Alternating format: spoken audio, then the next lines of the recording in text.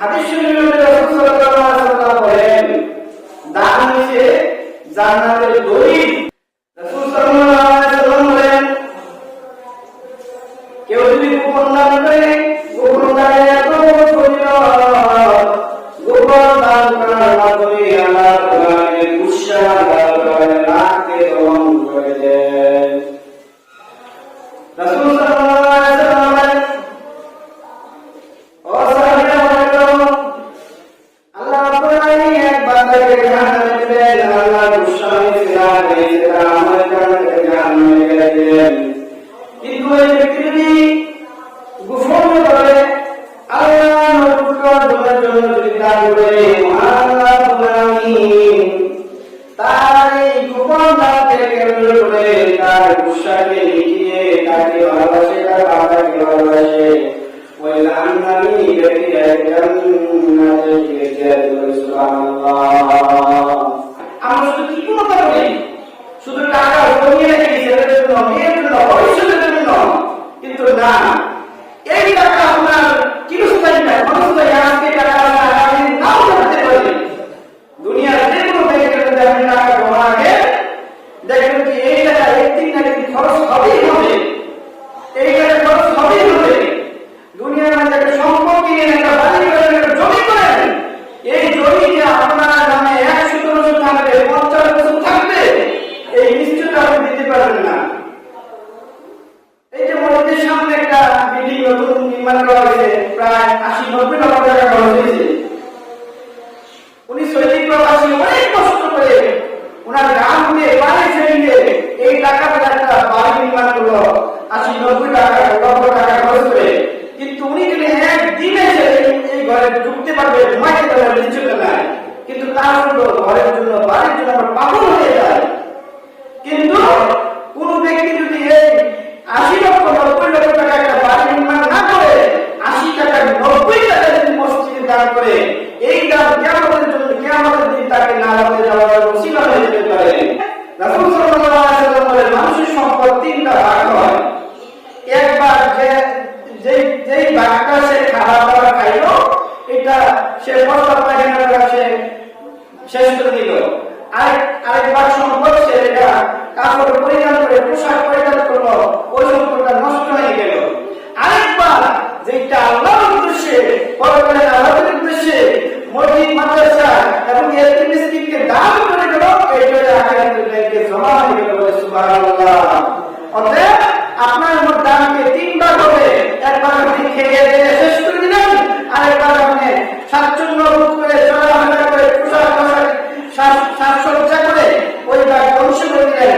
আর যেটা আপনি পরকালের জন্য, আল্লাহর উদ্দেশ্যের জন্য আপনি মসজিদে দান করলেন, মাদ্রাসা দান করলেন, এতিমখানা দান করলেন, কবরস্থানে দান করলেন, এতিম মিসকিনদেরকে অসহায় ছাত্রদেরকে দান করবেন, ওইটাই আপনার পরকালের জন্য জমা থাকবে। দুনিয়ার ব্যাংকের মধ্যে টাকা পয়সা রাখলে ওই টাকা মিষ্টি লাগবে, টাকা নষ্ট হয়ে যায়। কিন্তু আল্লাহর যদি আপনি টাকা জমা রাখেন, ওই টাকা কোনদিন নষ্ট হবে না। অথচ রাসূল সাল্লাল্লাহু আলাইহি ওয়াসাল্লাম বলেন, ওই টাকা সরকারে জায়গার মতো আপনার কবরে যেতেই থাকবে। এইভাবে সরকারের জায়গাটা আপনার কবর যেতে আপনার গুনাহগুলো ক্ষমার মধ্যে একদিন আপনি জান্নাতের বাসিন্দা হয়ে যাবেন। সুবহানাল্লাহ। আমি তো মনে করি আমার নিজের ব্যক্তিগত অ্যানালাইসিস, আমার ব্যক্তিগত গবেষণা মনে করি মসজিদের সম্পদ দান করা কত বড় ফজিলত। আপনাকে নেক সন্তান দিয়ে গেলে, নেক সন্তান কোনদিন বড় হতে পারে, নষ্ট হতে পারে, আমার নষ্ট হতে পারে, আমার করবে না। কিন্তু মসজিদের যদি সম্পদ দান করে দেন, কেমন আপনাকে এই মসজিদের সম্পদ আপনাকে জান্নাতে নিয়ে যাবে। আমরা শুধু দেখি সম্পদ জমা করে রাখি সন্তানের জন্য, ভবিষ্যতের জন্য। এই রিজিকের মালিক আল্লাহ। আপনি বিশ্বাস করেন না যে আপনার সন্তানের রিজিকের মালিক আল্লাহ নিয়েছেন? এমনকি আল্লাহ পবিত্র কোরআনে বলেন, পৃথিবীতে যত চলমান প্রাণী আছে সবার রিজিকের দায়িত্ব আল্লাহ নিয়েছে। তাহলে কেন আপনি এত চিন্তা করেন আপনার সন্তানের জন্য, আপনার ছেলের জন্য, আপনার মেয়ের জন্য, আপনার ভবিষ্যতের জন্য? না, এত চিন্তা করবেন না। আল্লাহ আপনাকে লালন পালন করবেন। মহান আল্লাহ কোরআনে বলেন, ওয়া মিম্মা রাযাকনাহুম ইউনফিকুন। আল্লাহ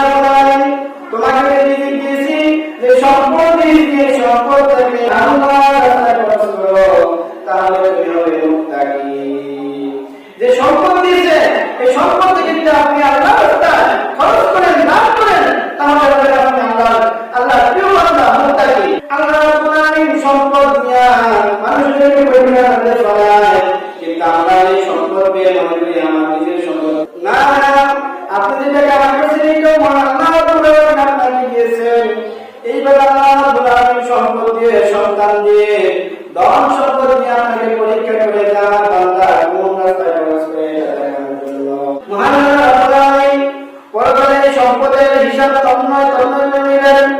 এই সম্পদ তুমি কোন রাস্তায় ব্যয় করছো, আল্লাহ রাব্বুল আলামিন আপনার সম্পদের হিসাব নেবেন। অতএব আপনি আসলে এমন অবস্থা না হবেন আপনি কোটি কোটি সম্পদ আপনি দুনিয়াতে রেখে গেছেন, কিন্তু মসজিদের কাছে, মাদ্রাসার কাছে, মিসকিনকে দান করার কাছে আপনার সম্পদ কাজে আসে নাই। মনে করেন আপনার মতন কপাল পোড়া কেউ নাই।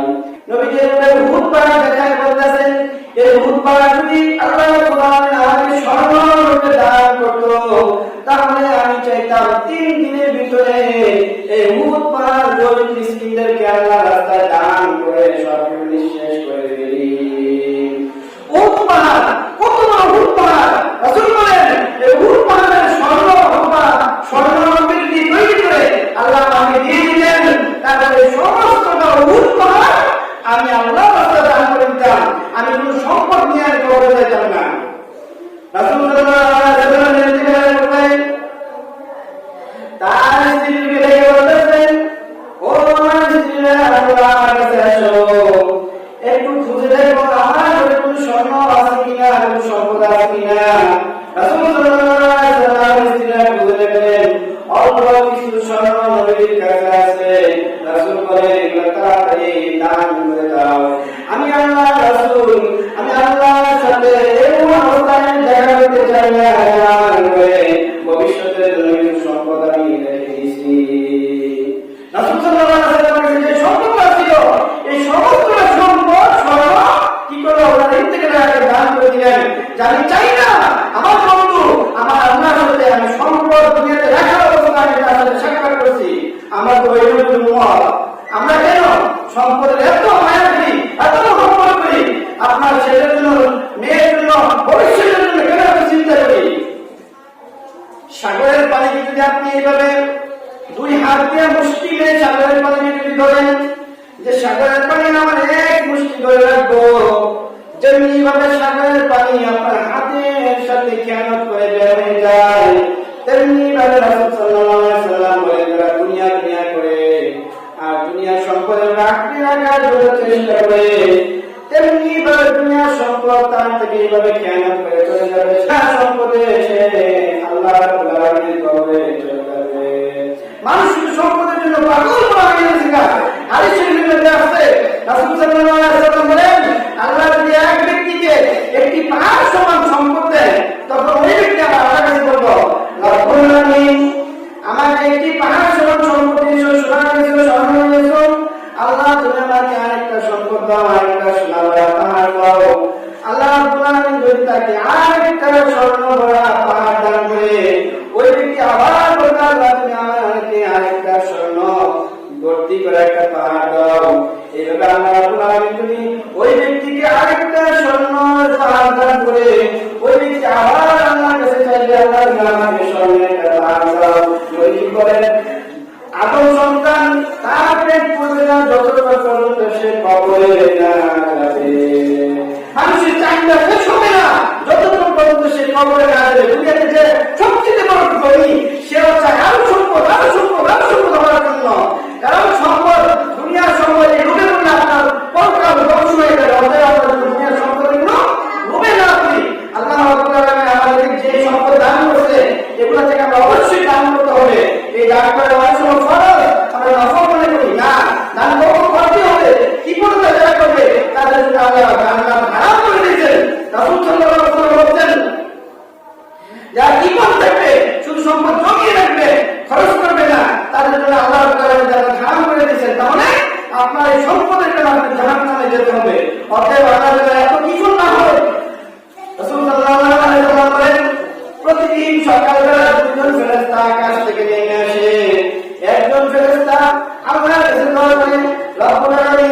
যারা যতটুকু পরিমাণ তোমার রাস্তায় তোমার নৌকটের জন্য দান করছে তুমি তার চেয়ে বেশি আরো তাকে দান করে দাও। যে যতটুকু দান করছে তোমার নৌকটের জন্য তুমি তার চেয়ে বেশি সম্পদ তাকে দান করে দাও। আরেকজন ব্যবস্থা করে আপনারা তোমার যেই কামটা তোমার দিক পাওয়ার পরে তোমার সম্পদ পাওয়ার পরে তোমার রাস্তায় দান করে না তুমি তার সম্পদ লাগিয়ে ধ্বংস করে দাও। দেখবেন যে যারা কোটিপতি তারা অনেক দেখবেন তাদের যারা এমন ঢুকতে তাদের চিকিৎসার জন্য বাহিরে যেতে হয়, শিক্ষার যেতে হয়, মাদ্রাসা যেতে হয়, বিভিন্ন দেশে যেতে হয়, তাদেরকে এমন ঢুকতে যে চিকিৎসার বিল কয়েক লক্ষ লক্ষ টাকা চলে আসে। কিন্তু যারা গরিব অসহায় নিঃস্ব দিনে আনে দিনে খায় তাদেরকে এত বড় রূপ দেয় না। অর্থাৎ এই উদাহরণ থেকে বুঝে নিলেন যে সম্পদ বেশি হলে শান্তি নাই, সম্পদ কম হলে শান্তি। আল্লাহ রাসূল অবশ্যই দান করবেন। যেমন রাসূল সাল্লাল্লাহু আলাইহি ওয়াসাল্লাম সাহাবীদেরকে বলতেন, ও সাহাবীরা তোমাদের কি সম্পদ আছে তোমরা আল্লাহর রাস্তায় দান করো। রাসূল সাল্লাল্লাহু আলাইহি ওয়াসাল্লাম বলেন তাদেরকে যুদ্ধে যাইও তোমরা দান করো। সব সময় দানের যে এক নাম্বার থাকতো আবু বকর সিদ্দিক রাদিয়াল্লাহু তাআলা আনহু। এই যখন নবীজি দান চাইছে আবু বকর সিদ্দিক রাদিয়াল্লাহু তাআলা আনহু তেমন দান করার মতন তেমন কিছু ছিল না। যখন ওমর রাদিয়াল্লাহু তাআলা আনহু ভাবলো যে কোনদিন তো আবু বকর রাদিয়াল্লাহু তাআলাকে আমি বড় কিছু করতে পারি না, আল্লাহ রাস্তায় দান করে আজকে যেহেতু আবু বকরের দান তার টাকা পয়সা যেমন সম্পদ নাই আমি এমন দান করবো যে আবু বকরকে আমি পরাজিত করবো। রাসূল সাল্লাল্লাহু আলাইহি ওয়াসাল্লাম বলেন ওমর রাদিয়াল্লাহু তাআলা তার সম্পদের অর্ধেকটা করে নিলেন আর নবী সাল্লাল্লাহু আলাইহি ওয়াসাল্লামের সামনে এসে উপস্থিত করলেন। ওসমান রাদিয়াল্লাহু তাআলা বলেন ইয়া রাসূলুল্লাহ এই যুদ্ধে যাওয়ার জন্য যতগুলো সৈন্য চাইলে যত বাহিনী চাইলে তার অর্ধেকে ব্যয় করুন, যত টাকা পয়সা লাগে আমি দেবো। ওসমান রাদিয়াল্লাহু তাআলা ৩০,০০০ সৈন্যের ১৫,০০০ সৈন্যের যত খাবার দাঁড়া লাগে এমনকি যাতায়াতের যত ব্যবস্থা লাগে ১৫,০০০ উট দান করে দিলেন। সবাই শেষে আবু বকর রাদিয়াল্লাহু তাআলা মহান খারাপ করে আসলেন। আসার পর রাসূল সাল্লাল্লাহু আলাইহি ওয়াসাল্লাম বলেন আবু বকর ওমর তার জবাবে লেগে জবাব দিয়েছে, ওসমান রাদিয়াল্লাহু তাআলা ১৫,০০০ উট দিয়েছে এবং কি আরো টাকা পয়সা দিয়েছে। কিন্তু আবু বকর তুমি কি জানতে চাই? আবু বকর রাদিয়াল্লাহু তাআলা মহান খারাপ করলেন। রাসূল সাল্লাল্লাহু আলাইহি ওয়াসাল্লাম বলেন ইয়া রাসূলুল্লাহ ইয়া হাবিবাল্লাহ আমার এই শরীরে অল্প কিছু হানি করে যা আছে আমার এগুলো ছিল এগুলো আমি দান করলাম। নবী করিম সাল্লাল্লাহু আলাইহি ওয়াসাল্লাম বলেন আবু বকর ওমর অর্ধেক রেখে অর্ধেক দিয়েছে কিন্তু তুমি তোমার আশার মধ্যে কি রেখে আসছো? আবু বকর ইয়া রাসূলুল্লাহ ইয়া হাবিবাল্লাহ আমার ঘরে জাগতিক সম্পদ করে কোনো কিছু নাই, আমার ঘরে একমাত্র আছে আল্লাহ আল্লাহ রাসূল কারিম রেখেছি, আমার আর কোনো সম্পদ নাই। রাসূল সাল্লাল্লাহু আলাইহি ওয়াসাল্লাম বলেন ওমর ও ওসমান আজকে তোমার যে লক্ষ লক্ষ টাকা পয়সা দান করছো তার চেয়ে বেশি আজকে দান হইলে কোনো দান আমার আবু বকরের দান। কারণ তোমরা ঘরে অর্ধেক কিছু আর আমার আবু বকর ঘরে কোনো কিছু রেখে না, সব কিছু রেখেছে। ঘরে একমাত্র ভরসা আল্লাহ আল্লাহ রাসূল। সাহাবারা এইভাবে দান করতো, তারা ভবিষ্যতে চিন্তা করতো না, তারা শুধু বর্তমানে চিন্তা করতো না, ভবিষ্যতের চিন্তা তারা ব্যবস্থা করে দিবেন।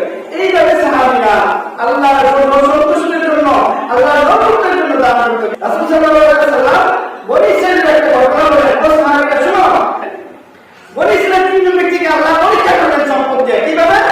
একজন ব্যক্তি ছিল টাক মাথা, তার মাথায় কোনো চুল ছিল না। তখন আল্লাহ ফেরেশতা পাঠালেন, মানুষের রূপে আল্লাহ ফেরেশতা পাঠালেন। ফেরেশতা পাঠালেন টাক মাথার কাছে আসলেন, আশা করে বলতেছে তোমার মনে কোনো চাহিদা আসেনি? তখন এই লোকে বলে আমার এই টাক মাথার জন্য অনেক কথা শুনতে হয়, টাকা রাখলা বলে আমার মনে অনেক কষ্ট হয়, যদি আমার মাথা চুলটি বলা যেত আমার খুব ভালো লাগতো। তখন এই ফেরেশতা তার মাথা থেকে হাত তুলে আল্লাহ তার সমস্ত মাথা চুলে পরিপূর্ণ করে দিলেন। এমন সময় ফেরেশতা বলতেছে তোমার কোনো চাহিদা আসেনি দুনিয়ার সম্পদে? তিনি বলতেছেন আমার একটা উটের চাহিদা, যদি একটা উট হইতো তাহলে আমার জীবনটা আরো সুন্দর হতো, সচ্ছলতা আমার ফিরে আসতো। তখন উনি একটা দোয়া করলেন, আল্লাহ তাকে উট দান করলেন। এই উট লালন করতে করতে ওনার অনেক উট হয়ে গেল, মাঠ উট হয়ে গেল। তারপর আরেক উটের সামনে গেলেন ফেরেশতা, গিয়ে দেখেন উনি সেটুকি ওই যে কিছু রোগ আছে, সাদা সাদা চামড়া, কিছু মানে এইরকম লোকের কাছে গেলেন চাহিদা আসেনি, ওই শেয়ারের লোকে বলতেছে আমার যদি এই রূপটা ভালো হইতো তাহলে আমার মনে একটা শান্তি রাখতো, কারণ এইটা আমি অনেক লজ্জিত হইতাম মানুষের কাছে। তখন ওই ফেরেশতা তার শরীরের মধ্যে ফেরেশতার হাত ঢুকাই দিলেন, আল্লাহ তার রূপ পরিবর্তন করে ভালো করে দিলেন। তখন বলতেছে তোমার দুনিয়ার কোনো সম্পদের দরকার আছে কিনা, বা আমাকে যদি আল্লাহ একটা গাড়ি দিত তাহলে আমার অনেক ভালো হইতো। তখন আল্লাহ রাব্বুল আলামিন দোয়া করলেন ফেরেশতা, তার অনেকগুলো গাড়ি দিল, মাঠ ভর্তি গাড়ি হয়ে গেল। তারপর তৃতীয় ব্যক্তির কাছে গেলে মনে হয় অন্ধ, চোখে দেখে না। ফেরেশতা তার শরীরের মধ্যে হাত ধরে বলতেছেন, আল্লাহ বান্দা তোমার মনে কোনো চাহিদা আছে নি? আমার সবচেয়ে বড় চাহিদা আমার দিকে চোখ না, জন্মের পরে মা দেখেন না, বাবা দেখেন না, দুনিয়া দেখেন না। আল্লাহ কিভাবে দুনিয়া সৃষ্টি করছেন, যদি আল্লাহ আমাদের চোখ ফিরিয়ে দিত এর চেয়ে বড় চাহিদা আমার ছিল না। তখন ফেরেশতা তার চোখের উপরে হাত তুললেন, আল্লাহ রাব্বুল আলামিন নতুন চোখ দিয়ে দিলেন, সুবহানাল্লাহ। তারপর বললেন তোমার দুনিয়া সম্পদের দরকার আছে কিনা, বলে আমার যদি একটা বকরি হইতো, মানে ছাগল, তাহলে আমার অনেক ভালো হইতো, বকরি আমার ছিল। তখন ফেরেশতা দোয়া করলেন, একটা বকরি তাকে দিলেন। এই বকরি লালন করতে করতে করতে করতে মাঠ ভর্তি তার বকরি হয়ে গেল। আল্লাহ রাব্বুল আলামিন এই ফেরেশতাকে বললেন, ফেরেশতারা আমার এই তিন বান্দাকে আমি তিনটা সম্পদ দিলাম, তার রুজুল আলামিন মুসলমান একমাত্র তার পরীক্ষা করার জন্য। ও ফেরেশতা তুমি আবার বললেন কাছে চলে যাও। এই ফেরেশতা প্রথম ব্যক্তির কাছে গেল, যার মাথা টাক ছিল, ওনার কাছে গিয়ে বলে তুমি কি আমাকে চিনো? না আমি তো চিনি না। আমি তো তোমাকে চিনি, তোমার তো আগে টাক মাথা ছিল, তোমার কোনো সম্পদ ছিল না, আমি তো বুঝাবি আমাকে একটা উট দাও, আমি আমার গন্তব্যস্থানে পৌঁছতে সুবিধা হবে, অনেক দূর আমার বাড়ি। তখন লেগে গেল, না আমি কোন সময় টাকা মাথা ছিলাম, আমার তো সব সময় চুল ছিল, জন্মের পর থেকে আমার চুল, আমার কোনো টাকা মাথা ছিল না। তোমার কোনো সম্পদ আছে না, সরকার ছিল না, এই সম্পদগুলো আমার দাদার প্রত্যেক সম্পত্তি, এইভাবে আল্লাহকে বলে গেল। তখন বলেছেন আমি কোনো উঠ দিতে পারবো না। তখন আল্লাহ এই লোকে আমাদের থাকে, সে যদি মিথ্যা বলে থাকে তাহলে তার পুরো অবস্থাটাকে ফিরিয়ে দাও। এভাবে আল্লাহ তার সমস্ত সম্পদ আবার ধ্বংস করে দিলেন। দ্বিতীয় ব্যক্তির কাছে গেল, যাওয়ার পর বলতেছেন ও বান্দা তুমি অসুস্থ ছিলা, সেটুকুই ছিলা, আল্লাহ তোমার রোগকে মুক্ত করে দিলেন, তোমাকে অনেক সম্পদ দিয়েছেন। আমি মুসাফির ব্যক্তি, আমাকে নিয়ে একটি গাড়ি তুমি দাও, তাহলে আমি আমার গন্তব্যস্থানে পৌঁছতে পারবো। ওই লোক বলেন না আমি কোন সময় ঘরে ছিলাম না, আমি কোন সময় গিয়েছিলাম না, আমার সম্পদ আমার বাচ্চারা দিকে নিয়ে আসছি, তোমাকে দিতে পারবো না। এই ফেরেশতা আল্লাহ বলেন এই শেষ মিথ্যা হয়ে গেলে তাহলে তুমি তার সমস্ত সম্পদ ধ্বংস করে দাও। আল্লাহ বলেন তার সমস্ত সম্পদ ধ্বংস করে দিলেন। তৃতীয় ব্যক্তির কাছে এসে বলেন ও তুমি তো অন্ধ ছিলে, আল্লাহ তোমাকে চোখ দেয় করছে, তোমার সম্পদ ছিল না, আমি তোমাকে মান করছি, তোমাকে সাগর দিচ্ছে, লোক দিচ্ছে, আমি মুসাফির, আল্লাহর রহমতের জন্য তুমি আমাকে একটা সাগর দাও, তাহলে আমি আমার গন্তব্যে পৌঁছতে পারবো। এই ব্যক্তি বলে আলহামদুলিল্লাহ তুমি যা বলছো সত্য কথা বলছো, আমার চোখ ছিল না, আল্লাহ আমাকে চোখ দিলেন, আমার সম্পদ ছিল না, আল্লাহ আমাকে সম্পদ দিলেন। ও আল্লাহর বান্দা এই সম্পদ তোমার যে সাগরটা তোমার পছন্দ হয় এটা তুমি নিয়ে যাও, আমার আল্লাহ আমাকে অনেক দিয়েছেন, তুমি আমার এইগুলোতে যেটা সেটা নিয়ে যাও।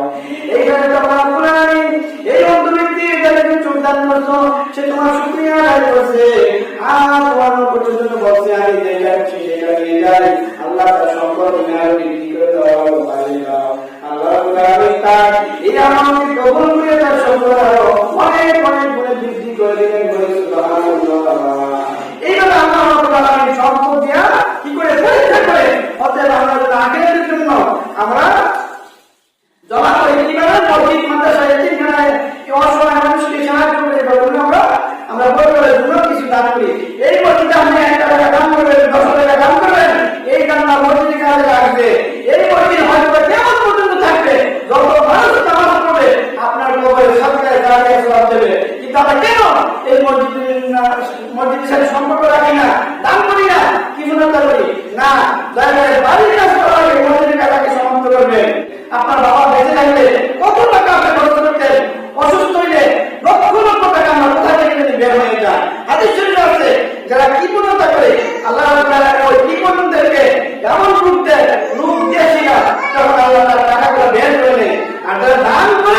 দান করার দানের দ্বারা বর্ধিত করে দেয়।